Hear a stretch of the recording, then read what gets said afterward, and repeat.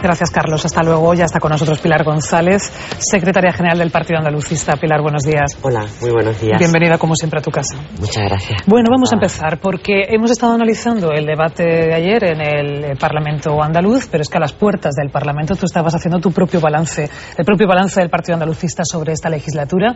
Le dabais un cero patatero a la oposición y al Gobierno. ¿Por qué se merecen ese rotundo suspenso, Pilar? El primer dato es el 1.300.000 andaluces que no tienen empleo, casi 1.300.000 andaluces y andaluzas sin trabajo. Y frente a eso, que es la rotundidad de la vida cotidiana de mucha gente, el principal problema de Andalucía, asistimos a un debate interesante, por otra parte, en el Parlamento, pero a un debate preelectoral o a un debate electoral. En la calle, aparte de nosotros dando nuestra rueda de prensa, estaban trabajadores de astilleros, bueno, o trabajadores o parados de astilleros, de Delphi, de GAM, del Plan Prepara, un montón de personas invisibles dentro del hemiciclo, dentro del Parlamento. Luego hay, en esta legislatura, además, y el dato más demoledor de todos es el de las cifras de parados y paradas andaluces, es la legislatura en la que la deuda histórica se nos paga en suelo que nos sobra y no en dinero que necesitamos.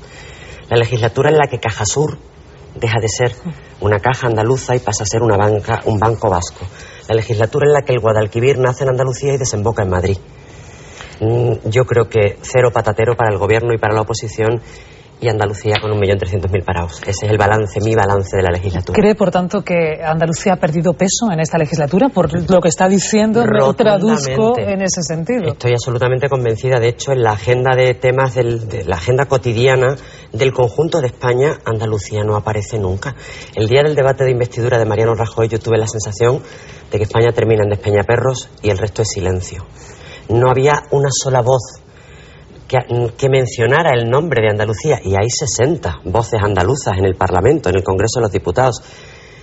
Andalucía es invisible, pesa igual que una pompa de jabón en el conjunto de España. Ha perdido poder, ha perdido peso. Y sin embargo estamos escuchando hablar mucho de Andalucía por una cuestión que dice el Gobierno central que le preocupa también al Partido Popular, y que el Gobierno dice que no hay motivo para dar esa preocupación y que además no es bueno dar esa preocupación. Me refiero a las cuentas andaluzas. Usted ha sido muy crítica con el Partido Popular y con el Gobierno. Muy crítica, porque en un lenguaje que entienden todos los andaluces, con las cosas de comer no se juega. Si el Partido Popular, que está en el Gobierno central, tiene datos sobre el déficit de Andalucía, las cuentas de Andalucía, la situación de Andalucía, tenemos derecho a saber con transparencia y con claridad cuáles son esos datos y si son iguales, mejores o peores que el de la Comunidad Valenciana. O nos van a tener que rescatar también al Gobierno de Andalucía o a la Comunidad de Andalucía, el Gobierno central, igual que en Valencia. Si eso no ocurre, a mí me parece una postura enormemente irresponsable, la del Partido Popular, la de la vicepresidenta del Gobierno, porque lo he oído antes que lo estaban comentando en la tertulia. ¿Qué van a pensar los mercados, los bonos, de la situación financiera de Andalucía? Me parece una enorme falta de responsabilidad. Y por otra parte, el Gobierno de la Junta de Andalucía, la mejor manera de atajar esto, en vez de andar de victimismo por ahí, es poner los datos encima de la mesa. ¿Y usted cree que falta transparencia por parte del Gobierno andaluz en lo que a las cuentas se refieren? Que datos... Nunca está de más un poco más de transparencia. En estos casos nunca sobra. No sé si falta. Lo que tengo claro es que nunca sobra transparencia en los casos que tienen que ver en una situación tan crítica como la que vivimos, donde la economía es tan volátil y tan presente a la vez en la vida cotidiana de la gente. Cuanta más transparencia, más confianza. Y yo creo que eso es de lo que carecemos en estos momentos. Bueno, hablando de economía, de la que hablamos todos los días, todos los días por un motivo o por otro, hoy hay una reunión importante en Berlín entre Angela Merkel y el presidente del Gobierno, y estábamos comentando, aunque no nos ha dado tiempo a debatirlo, mañana lo haremos, pues que ayer en una entrevista la canciller alemana habría ahí un punto, por lo menos para optar por otras vías que no solamente sea la del control del déficit, sino que hablaba también de apuntalar de alguna manera el crecimiento económico que tan necesario es. También añade otra serie de cosas, que España tiene que ahondar en el tema de las privatizaciones y que para hacer una reforma laboral habría que mirar a Alemania.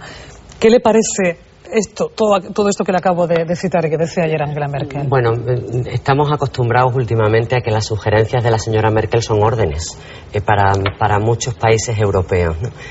En fin, hay una por destacar algo positivo, el hecho de que el mensaje de que solo con ajustes y con recortes no se sale de la crisis porque la economía no se dinamiza, con lo cual no se aumenta en empleo, ni en negocio, ni en circulación del dinero de la economía, es lo único que veo positivo. Todo lo demás es pretender que las recetas aplicadas en Alemania, que a Alemania le han ido bien, es verdad que le han ido bien, es el país que resiste en mejores condiciones la crisis en estos momentos, el país de la Unión Europea que resiste en mejores condiciones, no son exactamente trasplantables o aplicables a una situación como la de España y desde luego como la de Andalucía.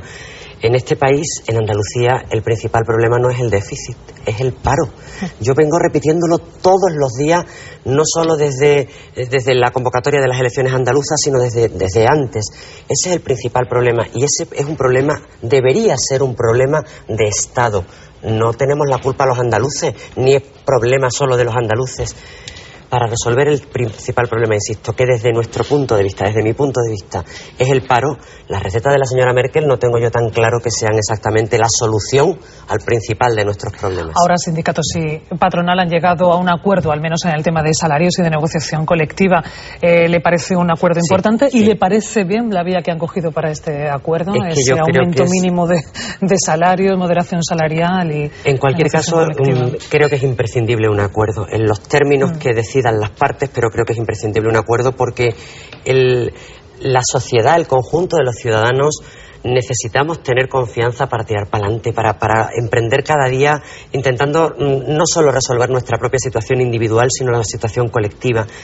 Que empiece a haber acuerdo entre trabajadores y empresarios ya me parece positivo, aunque en este caso las cosas sean, los términos sean pequeñas o los acuerdos sean menores en relación con uno de los temas que apuntábamos antes, que era el de la reforma laboral, el tema del despido, en fin, todo ese tipo de cuestiones.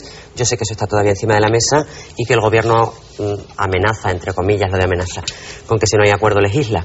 Yo creo que los agentes sociales no deben hacer dejación de su responsabilidad y deben. A mí me gustaría, yo les animaría a que en la medida de lo posible acentuaran el interés del acuerdo. Creo que ese es el interés general. Bueno, ellos tienen la intención de seguir negociando, aunque no sabemos si van a tener tiempo suficiente para hacerlo, porque el gobierno quiere legislar también lo antes posible.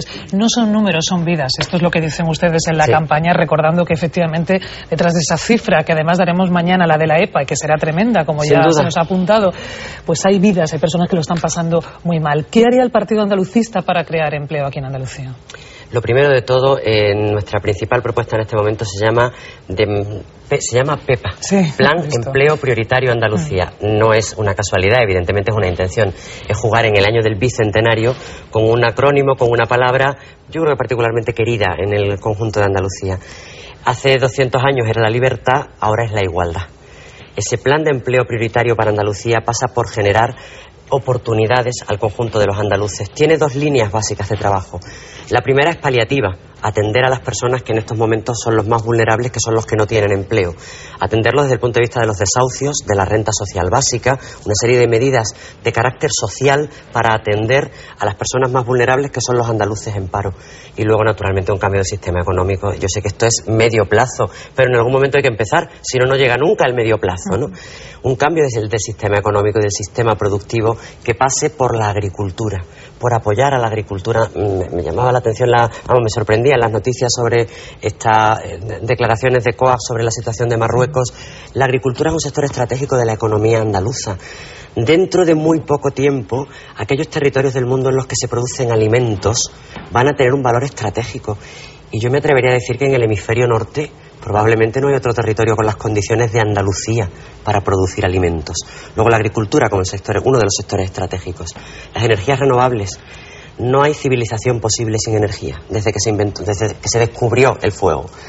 El petróleo se acaba, se agota, contamina, y el estrecho de Hormuz cada día también es otro motivo de preocupación. La gasolina sube. Luego, fuentes de energía alternativas renovables, y en Andalucía sol y viento, condiciones. Luego, apostar por nuestros propios recursos en ese cambio de modelo productivo que pasa por la agricultura, por la pesca, por las energías renovables, por el apoyo a pequeños, medianos empresarios, a trabajadores autónomos. Dentro de esa cifra de no son números, son vidas, 1.400 autónomos cerraron sus negocios en Andalucía en el año pasado. Esas también son vidas que se quedan al margen y que hay que hacer todo lo posible por que se incorporen de nuevo a aportar al conjunto de la sociedad bienestar y riqueza. Hace falta cambiar el modelo económico y el sistema productivo de Andalucía, y hace falta atender a los desempleados andaluces. En esas dos líneas, con un gran plan de empleo, y luego hablaremos de la financiación autonómica. Yo sé que son demasiadas cosas, pero no se puede... el tema, la tasa de paro, se debe contemplar en ese modelo de financiación autonómica del que se empieza a hablar, mientras los catalanes piden el pacto fiscal y otras comunidades hacen otras propuestas. Evidentemente la cifra de paro debe ser uno de los baremos que se tienen en cuenta. Me gustaría que opinara sobre otras cuestiones de actualidad que hemos tratado en la mesa, como buena opinadora que es y ha sido además en esta mesa. Si hubiera sido parte del jurado del caso Camps Costa, ¿qué habría votado? Qué dilema. El veredicto es no culpable por 5-4. Yo creo que no está bien lo que ha hecho. Creo que aceptar regalos en esas condiciones a mí no me merece ninguna confianza ni ningún respeto. ¿Y usted cree que ha sido así? Yo creo que ha sido así, efectivamente. Creo que ha sido así. Y en paralelo, hablando de temas judiciales, la gran reforma judicial que planteaba en el día de ayer el ministro Gallardón, hemos intentado tratar todos los puntos. Por citar los principales, ¿qué le parece esa nueva fórmula que plantea el Gobierno para elegir a los miembros del Consejo General del Poder Judicial y también del Tribunal Constitucional? Bueno, yo prefiero que la representación de los ciudadanos, que al final la soberanía reside en el pueblo desde hace 200 años, precisamente desde la PEPA, sea quien en un tema tan delicado y que al final nos afecta a todos como la justicia, fuera el sistema que se eligiera desde el Parlamento. Bien, es verdad, lo estaba oyendo también antes a los tertulianos, que esta división entre jueces conservadores y jueces progresistas afecta, en primer lugar, a la percepción que los ciudadanos tenemos de los jueces, afecta de manera negativa a la percepción que los ciudadanos tenemos de los jueces. Parece que un juez nos va a juzgar en virtud de su ideología, no en virtud de las leyes, y tiene que ser. Y en la mayoría de las ocasiones es en función de las leyes, ¿no? Pero en cualquier caso, esos son temas, miren de todos los temas de los que estamos hablando, ¿dónde está Andalucía? ¿Cuándo aparece Andalucía en la agenda? En fin, está muy bien lo de la reforma del Poder Judicial, de la elección del Poder Judicial, pero ¿dónde aparecen los problemas de Andalucía? Esto al final nos afecta a todos, ¿no? Quiero decir que como sí se imparten quiénes imparten pues la eso justicia... Es así, en fin, que no es el mayor de los problemas que tenemos en este momento como se elige el Poder Judicial, que yo hubiera preferido que se mantuviera con el Parlamento. Brevemente, sí. ¿Ley del aborto, reforma, no reforma, tal y como la plantea el Gobierno? En el tema de que los padres no den permiso, pero sí apoyen a sus hijas, a mí me parece que eso es importante. Yo creo que ese fue un error que no se resolvió en la ley que se planteó en la última legislatura. Lo demás, no sé qué sentido tiene volver atrás. No me parece que sea mejor, ni para las mujeres, ni para las adolescentes, ni para las mujeres jóvenes, dar pasos atrás. ¿Cadena perpetua revisable? Tiene que ser en casos muy extremos. ¿Y reforma de la ley del menor? Depende de las circunstancias y depende de las condiciones. Si el menor no puede comprar un paquete de tabaco con 18 años, con 16 años, vamos a ver hasta dónde a lo mejor lo que hay es que bajar o subir la edad en la que uno es menor o